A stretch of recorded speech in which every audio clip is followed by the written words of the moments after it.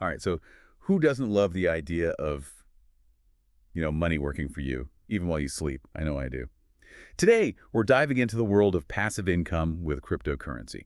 It's a hot topic, definitely. All All right. the promises of turning your digital assets into, 24/7 earners, but like with all things crypto especially, there's hype and then there's reality. Exactly. And that's where our, deep dive comes in. I like that. Yeah.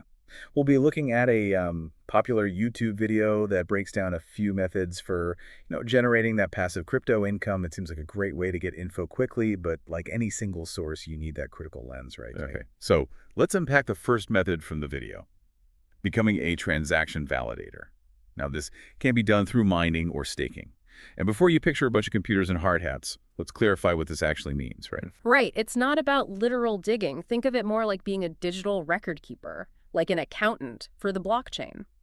See, blockchains, the tech behind most cryptocurrencies, rely on a network of computers to validate and record transactions. These computers are the validators. So instead of swinging pickaxes, these validators are using computing power to secure the network and earn crypto rewards in the process. That's the gist. Okay, I'm with you. Mining is like the OG validator. They, solve complex math problems to add new blocks to the blockchain and get rewarded. Staking is a bit different. You're essentially locking up some of your existing crypto to help the network run smoothly and earn rewards that way. Got it. So both are about participating in the core function of cryptocurrencies. Now, our video source mentions Bitcoin mining specifically requires some serious hardware and energy.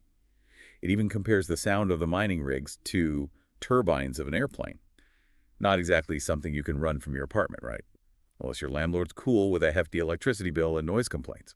And the environmental impact of all that energy use is a whole other conversation. So naturally, many people see staking as a more accessible option. Makes sense? But what about those sky-high annual percentage rates, or APRs, you often hear associated with staking, especially with newer cryptocurrencies? Our source warns that those aren't always as lucrative as they seem. Right, and they use a really helpful analogy to explain this. Imagine a company doubling the number of its shares. If the overall value of the company stays the same, the price of each share gets cut in half. A similar thing can happen with cryptocurrencies that have high inflation.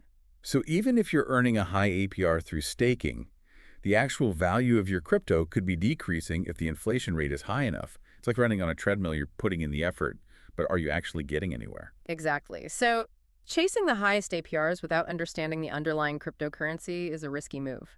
Due diligence is key. Research the cryptocurrency, its use cases, and its long-term potential. Solid advice.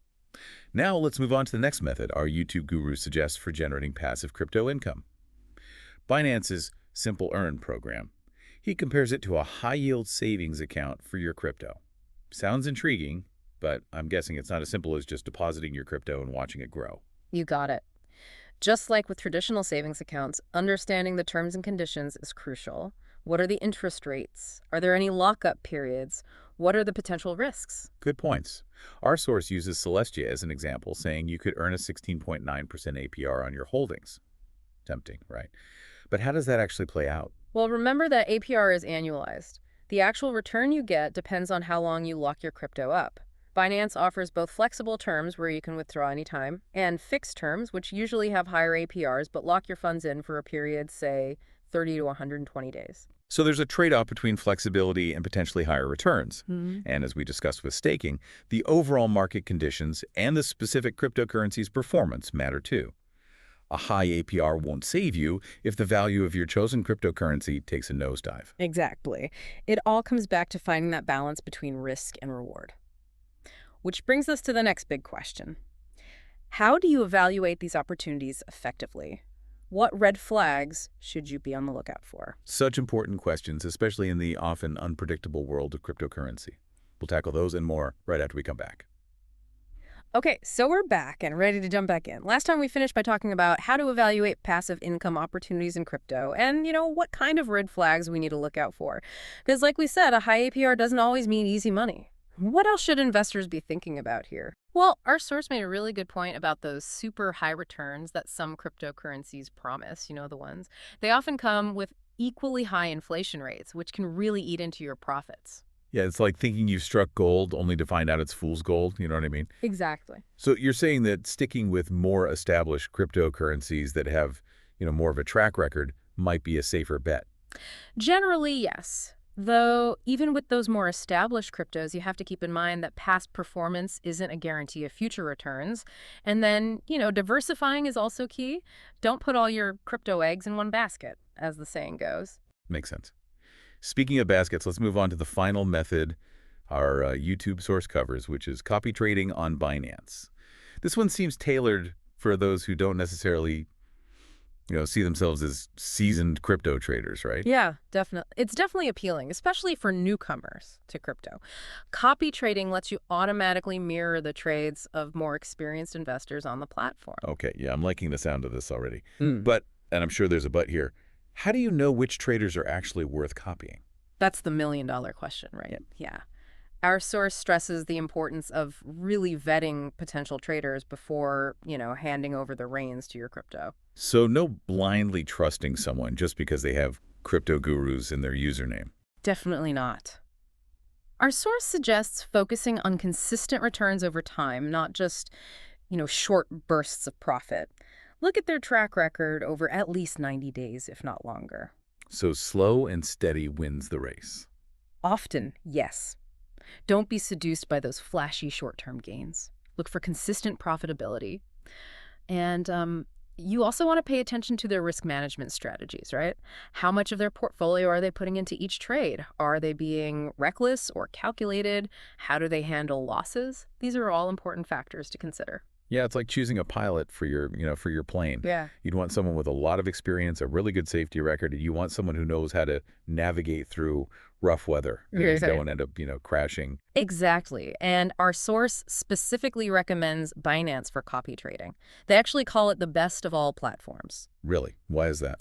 Well, Binance is one of the largest and most established crypto exchanges out there. They've got a wide range of trading pairs, competitive fees, and a relatively, I would say, user-friendly interface. So it's considered a fairly reputable and accessible platform, especially for those who are new to, the crypto game. It can be, yeah. But, and this is important, as with any platform, especially in the world of cryptocurrency, doing your own research is essential. Don't just take anyone's word for granted, Don't even take our word for granted. Just do your own research. Words to live by in the crypto sphere, for sure.